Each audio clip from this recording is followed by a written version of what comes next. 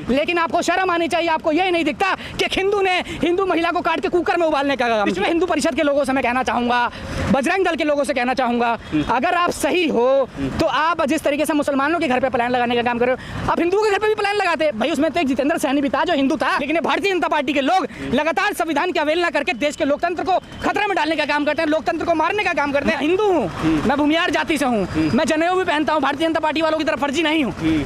नमस्कार, आप देख रहे हैं लाइव टीवी इंडिया और मैं आपके साथ जुनैद अंसारी। और उत्तराखंड के जो है उत्तरकाशी में जो कुछ भी हो रहा है, आपको बता दें कि हिंदू संगठन चाहे बजरंग दल हो, उन्होंने साफ तौर पे कह दिया है कि 15 जून को जो है हम जो है महापंचायत करेंगे। हालांकि वहाँ के प्रशासन ने मना किया है और सरकार ने भी मना किया है कि वो जो है रोक लगा दी है क्या कि माहौल ना बिगड़े। और इस पर जो है कि याचिका भी दायर की गई सुप्रीम कोर्ट में कि महापंचायत पर रोक लगाया जाए। मामला यह है कि साफ तौर पे हिंदू संगठनों का कहना है कि उत्तरकाशी में जो है लव जिहाद, लैंड जिहाद और धर्मांतरण जैसा मुद्दे को लेकर जो है बड़ा बवाल मचा हुआ है। और कहा जा रहा है कि कई जो है वहाँ के मुस्लिम परिवार जो है वो शहर छोड़ के जा चुके हैं, पलायन कर चुके हैं। हालांकि प्रशासन कह रहा है कि किसी भी मुस्लिम परिवार ने जो है पलायन नहीं किया है। तो अंशु ठाकुर हमारे साथ, इनसे बातचीत करेंगे। अंशु भाई, पहले तो बहुत बहुत स्वागत है आपके चैनल में। बहुत बहुत धन्यवाद आपका। क्या कहेंगे जिस तरीके से जो खबर आई एक नाबालिग लड़कियों को लेकर जो है पॉक्सो एक्ट लगा 2 लोगों पे, एक उस लड़का मुस्लिम लड़का था, एक लड़का जो है नॉन मुस्लिम, मतलब अपराधी कह सकते, जो भी दोनों थे अपराधी थे। लेकिन जो उसके बाद जो हुआ पलायन की घटना देखने को मिली, क्या कहेंगे इस पर? देखिए, आपके दर्शकों को पता है, पूरे देश को पता है कि 2024 का चुनाव नज़दीक आ रहा है। ये माहौल बनाया जा रहा है देश में। मैं शुरू से कहते आया हूँ कि सिर्फ हिंदू और मुसलमान करके चुनाव में भागीदारी ले सकते हैं। भाई, आप जो उत्तरकाशी का मामला है, आप इसे एक अपराध की नज़र से देखिए। एक हिंदू लड़के ने, एक मुस्लिम लड़के ने, उसमें उस नाबालिग लड़की के साथ जो भी उसको फंसाया, ये जो भी मामला था, पुलिस प्रशासन ने उसके खिलाफ कार्रवाई करी, पॉक्सो एक्ट का मुकदमा लगा के दोनों को बंद करने का काम किया। इसमें पंचायती वाली कौन सी बात है? पंचायती कौन कर रहा है? पंचायती अगर लड़की के बाप करे, लड़की का भाई करे तो समझ में आता है। पंचायती कर रही है विश्व हिंदू परिषद, पंचायती कर रही है बजरंग दल, उसके बाद जाके मुसलमानों का भी समाज पंचायती करने की मांग कर रहा है, महापंचायती। तो जो ये पंचायत महापंचायत अगर इस मामले में होंगे, एक धर्म को देखते हुए, एक जाति को देखते हुए, तो देश की जो अखंडता है, जिसका भारतीय जनता पार्टी के लोग बहुत बड़े बड़े ढोल पीटते आए हैं कि हम देश की एकता और अखंडता को जोड़ने का काम कर रहे हैं, ये एकता और अखंडता को खराब करने का काम कर रहे हैं। आप ये बताइए कि सिर्फ उत्तरकाशी का माहौल बना के ये पूरे देश में चलाने का काम करें। अगर आज आप सोशल मीडिया चलाते हैं, आपके दर्शक ट्विटर और फेसबुक इंस्टाग्राम चलाते हैं, तो उस पर उत्तरकाशी का मामला ट्रेंड करने का काम करवा रहे हैं भारतीय जनता पार्टी के लोग। मैं साफ कहता हूँ, देखिए, जहाँ धर्म का मामला होगा या जहाँ धर्म का मामला नहीं होगा, वहाँ धर्म से को जोड़ा जाएगा। जोड़ने का काम कौन करते हैं? विश्व हिंदू परिषद, बजरंग दल, भारतीय जनता पार्टी। तो जो भारतीय जनता पार्टी है, उसको कहीं ना कहीं या उसके लोगों का उस दल से तार जरूर जुड़ा होता है। कुछ तो होगा ना। लव जिहाद जैसा मामला लगातार बढ़ रहे हैं, लैंड जिहाद भी कर रहे हैं। तो आपको साफ तौर पर कह दिया कि 15 तारीख से पहले वहाँ अपना घर दुकान खाली करके मुस्लिम चले जाएं। देखिए, ये तो कहीं ना कहीं जो वहाँ के मुसलमान नहीं, भाई अगर मैं यहाँ रह रहा हूँ, मेरे सामने मेरे घर के आसपास अगर कोई किसी भी जाति का हो, किसी धर्म का हो, चाहे मुसलमान हो, सिख हो, जैन हो, अगर कोई भी हमारे रहने के बाद अपने आप को सुरक्षित महसूस कर रहा है और वहाँ से पलायन करने का काम करे, तो वहाँ तो मुझे शर्मिंदगी महसूस होनी चाहिए। भाई, हमारा जो देश है, संविधान चलना चाहिए हमारे देश में। संविधान के अनुसार हिंदू को भी हक है वहाँ रहने का, मुसलमान को भी हक है रहने का। लेकिन आप बताइए कि आप उनके दुकानों पर पोस्टर लगाने का काम कर रहे हैं, आप उनके दुकानों को खाली कराने का काम कर रहे हैं। लगभग 12 से ज़्यादा व्यापारियों ने दुकान बंद कर दी। और ये भारतीय जनता पार्टी के लोग ये भी नहीं जानते कि उसमें जो कुछ मुसलमान हैं, वो भारतीय जनता पार्टी के अल्पसंख्यक सभा से भी शायद जुड़े हुए हैं। क्योंकि ऐसा मैंने हिंदुस्तान टाइम्स वगैरह में मैंने पढ़ा है कि वो अल्पसंख्यक सभा में भारतीय जनता पार्टी के लोग हैं। तो आप ये सोचिए कि आप जिस सरकार में, जिस पार्टी के लिए आप लगातार झंडे उठाने का काम कर रहे हैं, उस पार्टी की सरकार होने के बाद उस पार्टी के लोग जब आपको निकालने का काम कर रहे हैं, आपके घर से, आपके क्षेत्र से, आपके राज्य से आपको निकालने का काम कर रहे हैं, तो ये लोग किसके हैं? भाजपा के नेता खुद चले गए छोड़ के सब। मैं वही तो कह रहा हूँ, तो ये भारतीय जनता पार्टी के लोगों को समझना होगा। आज आपको जाति के नाम, धर्म के नाम पे लड़ा जा रहा है, कल आपको जाति के नाम पे लड़ा जाएगा। उत्तर प्रदेश में आप देखिए क्या हो रहा है, हरियाणा का मामला, जो पहलवान वाला मामला है, कभी ये उसके बाद गुजरों वाला मामला देखिए, कभी ये जो हमारे जो भाई जो हमारे जो लड़ाका थे, लड़ा रहे हैं, कभी गुजरों को जाटों, मिहिर भोज के नाम पे कभी ठाकुर और गुजरों को लड़ाने का काम करेंगे, पहलवानों के नाम पे कभी जाटों और ठाकुरों को लड़ाने का काम करेंगे। ये सिर्फ हिंदू मुसलमान का काम नहीं है, ये देश की जनता को पता है। और देखिए, जो संविधान है, जो देश चलता है, वो संविधान से चलता है। अगर कोई पोस्टर और बैनर लिख देगा और उसके बाद अगर किसी का पलायन हो रहा है, तो वहाँ के प्रशासन को शर्म आनी चाहिए। प्रशासन लाख गुहार कर रहा है इसमें कहीं ना कहीं जो उत्तराखंड के 144 लगा दिए प्रशासन कह रहा है, लेकिन पुलिस के सामने जय श्री राम के नारे लगे और पोस्टर और दुकान के गेट तोड़ने की कोशिश की गई।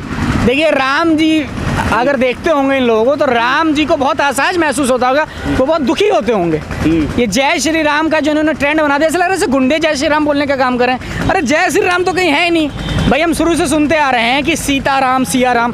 भाई सिया के बिना राम अधूरे हैं, गौरी के बिना शंकर अधूरे हैं, राधा के बिना श्याम अधूरे हैं। तो जय श्री राम क्या कि आप कौन से राम भक्ति दिखाने का काम करें, राम राज्य करने का काम करें। देश संविधान से चलता है और हमारा देश का संविधान तो उसी दिन खत्म हो गया था जिस दिन हमारे जो देश के प्रधानमंत्री साहब हैं, जब वो पार्लियामेंट का उद्घाटन कर रहे थे, तो जिस दिन उन्होंने सेंगोल के सामने दंडवत हुए थे, उसी दिन हमारे देश का संविधान हो गया था, संविधान खत्म हो गया था। संविधान खत्म हो गया था। अगर वहाँ सेंगोल की जगह हमारे देश का संविधान होना चाहिए था, वहाँ अगर संविधान की किताब होती और प्रधानमंत्री अगर वहाँ दंडवत होते, तो हमारे देश का संविधान जिंदा रहता, हमें लगता। क्योंकि आज़ाद भारत में संविधान से बड़ा कुछ नहीं है।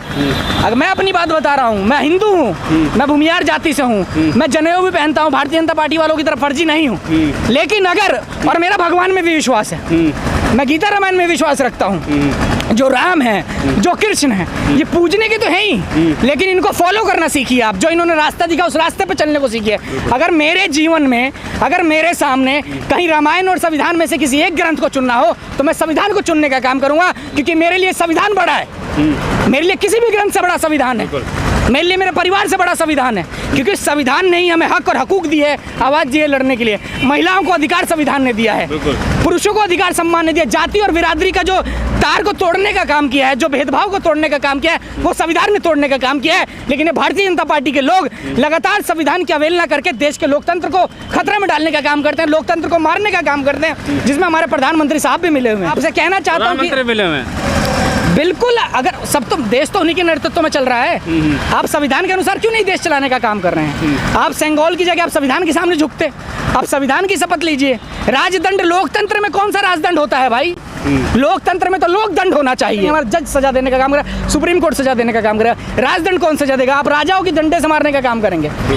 भावना अपनी जगह अलग है, धर्म का विषय अलग है, लोकतंत्र का विषय अलग है। संविधान सबसे बड़ा है। और जिस तरीके से उत्तरकाशी में, उत्तर प्रदेश में आप देखिए, आपको उत्तरकाशी का मामला दिख रहा है, जहां दो लड़कों ने मिलकर, एक हिंदू ने और एक मुसलमान ने, नाबालिग लड़की का मामला गया। हिंदू का क्यों नहीं उछल रहा? जो जितेंद्र सैनी नाम का लड़का था, उसके लिए उस मुद्दा नहीं उछल रहा। भाई अगर आप सही हो, विश्व हिंदू परिषद के लोगों से मैं कहना चाहूँगा, बजरंग दल के लोगों से कहना चाहूँगा, अगर आप सही हो तो आप जिस तरीके से मुसलमानों के घर पे पलायन लगाने का काम कर रहे हो, आप हिंदुओं के घर पे भी पलायन लगाते। भाई उसमें तो एक जितेंद्र सैनी भी था जो हिंदू था।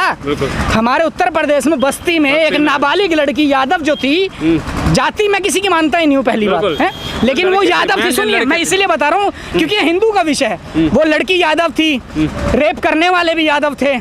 लड़की की इतनी ब्लीडिंग हुई कि लड़की की मृत्यु हो गई। उस टाइम आप कहाँ हो? आपके लोग कहाँ हैं? आप लोग आवाज़ क्यों नहीं उठा रहे? आप पलायन क्यों नहीं करवाने का काम कर रहे?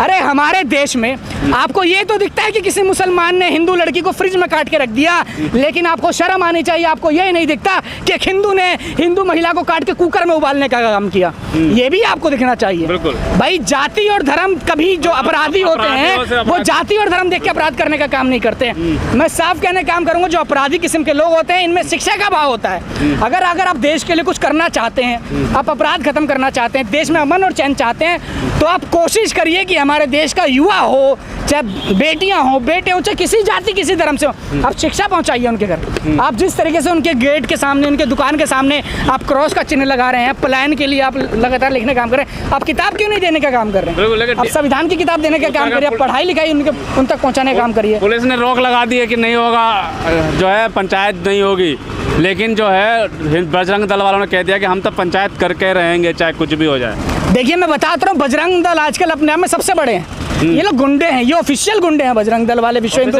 बिल्कुल ऑफिशियल गुंडे हैं। आप एक बताइए, हमारे देश में आज मैं यहाँ खड़ा हूँ, भाई मैं प्रशासन के उसमें ही तो चलूंगा। प्रशासन अगर मुझे कहेगा कि आप यहाँ मत खड़ा करिए, 144 का मुकदमा लगा देगा या कुछ, भाई मौलिक अधिकार छोड़ के जो भी वो मुझे निर्देश देगा मैं उसे मानने का काम करूंगा। और अगर मेरे मौलिक अधिकारों का भी हनन होगा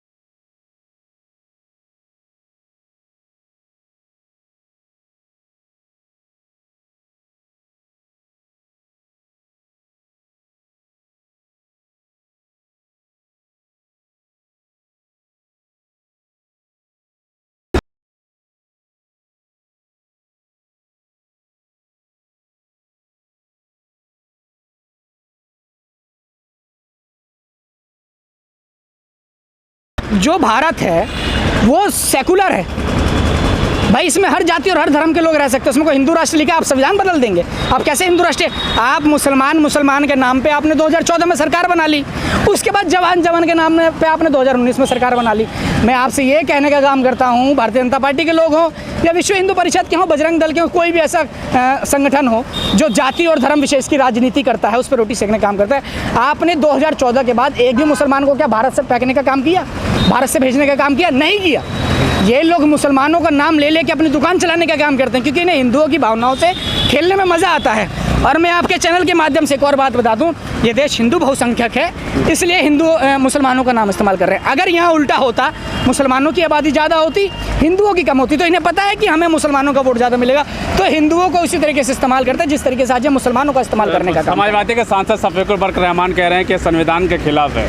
बिल्कुल, मैं भी यही कहने का काम कर रहा हूँ, ये संविधान के खिलाफ है। हमें कौन हमारे यहाँ से हटाने वाला होता है? जब संविधान ने हमें हमारा हक दिया, हमारा अधिकार दिया, आप जहाँ हैं वहीं रहेंगे। भाई गलती एक व्यक्ति ने करा हो, उसको सजा कानून देगा। आप पहली बात सजा देने वाले नहीं होते, चाहे समाजवादी पार्टी हो, भारतीय जनता पार्टी हो, कोई भी दल हो, उसको सजा कानून देने का काम करेगी, संविधान देने का काम करेगा, न्यायिक प्रक्रिया देने का काम करेगा, कोर्ट देने का काम करेगा। लेकिन आप पूरे समाज को एक ही आंख से देखने का काम करिए, कौन सी बात है? कौन सा कोई निकाल सकता है ना निकलने देंगे हम किसी? बिल्कुल सही कह रहे हैं वो। देश की जनता, उत्तराखंड की जनता हर उस व्यक्ति के साथ है जिसको, हर उस धर्म के व्यक्ति के साथ है, चाहे वो हिंदू हो मुसलमान हो, जिसका इस मामले के अनुसार या कोई दल संगठन के लोग धमकी दे रहे हैं जिसकी वजह से कोई पलायन करना पड़े, तो ऐसे इस भारत देश में नहीं होने देंगे हम लोग। अच्छा, आपको नहीं लगता जिस तरह के बाबाओं की मांग है हिंदू राष्ट्र, और सरकार तो कर रही है कि जनता आ रही है हिंदू राष्ट्र बनाने के लिए? जनता नहीं आ रही, जनता को सिर्फ रोटी चाहिए, रोजगार चाहिए। आप ये देखिए कि भारत में अर्थव्यवस्था का क्या हाल है, भारत में रोजगार का क्या हाल है, शिक्षा का क्या हाल है, चिकित्सा का क्या हाल है। देश के लोगों को ये सब चीज़ें चाहिए। हिंदू राष्ट्र मुस्लिम राष्ट्र से किसी को कोई फ़र्क नहीं पड़ने वाला। आज अगर कोई कानून हिंदुओं के ऊपर लागू हो रहा है तो वही मुसलमानों के लिए लागू हो रहा है। आज अगर 100 रुपये लीटर डीजल मुसलमानों के लिए हो रहा है तो वही 100 रुपये डीजल मैं भी भरवाने का काम कर रहा हूँ। हिंदू हो या मुसलमान हो, जो गरीब है इनकी सरकार में, वो दोनों परेशान है। बस ये हिंदू और मुसलमान के नाम से आपकी और हमारी भावनाओं से खिलवाड़ करके अपनी सरकार बनाने का काम कर रहे हैं। आपको कौन लोग हैं वो उत्तराखंड में जिसकी वजह से मुस्लिम समुदाय पलायन करने में? आपके एंकर साहब ने बता दिया, वो विश्व हिंदू परिषद के लोग हैं, वो बजरंग दल के लोग हैं। जांच करेंगे तो पता चलेगा उनके कहीं ना कहीं भारतीय जनता पार्टी के लोगों से तार जुड़ रहे हैं, भारतीय जनता पार्टी से तार जुड़ रहे हैं। तो ये वही लोग हैं जो एक ही विचारधारा के लोग हैं। देश के लोगों को उसी विचारधारा से लड़ना है और 2024 में इस विचारधारा को बिल्कुल उखाड़ फेंकना पड़ेगा। तभी जो देश की एकता अखंडता है वो कायम रहेगी और देश में भाईचारा जिंदा रहेगा। बिल्कुल साफ तौर पे जो है बातचीत करी हमने उत्तराखंड में जो भी कुछ हुआ। आपको बता दें कि 15 जून को जो है महापंचायत और नोटिस चस्पा कर दिया गया था कि 15 तारीख से पहले जो है, जो यहाँ के मुसलमान दुकानदार हैं या जो रहते हैं, अब लैंड जिहाद ख़त्म करके यहाँ छोड़ के चले जाएँ। हालांकि वहाँ के प्रशासन ने साफ तौर पर जो है रोक लगा दिया है, 15 जून को जो महापंचायत नहीं होगी। लेकिन उसके बावजूद भी जो है हिंदू संगठन कह रहे हैं कि हम महापंचायत करेंगे। दूसरी तरफ जो है 18 जून को मुस्लिम लोगों ने जो है समाज के लोगों ने भी कहा है कि हम महापंचायत जो है देहरादून में करेंगे 18 जून को। लेकिन अब देखते हैं क्या होने वाला है, क्योंकि साफ तौर पर विपक्ष के नेताओं का भी बयान आना शुरू हो चुका है कि संविधान के ये खिलाफ है और ना कोई लोग वहाँ से निकाल सकते हैं, ना हम किसी को जाने देंगे। लेकिन जो भी खबर इस पर अपडेट आएगी हम आपको देते रहेंगे। तब तक के लिए धन्यवाद।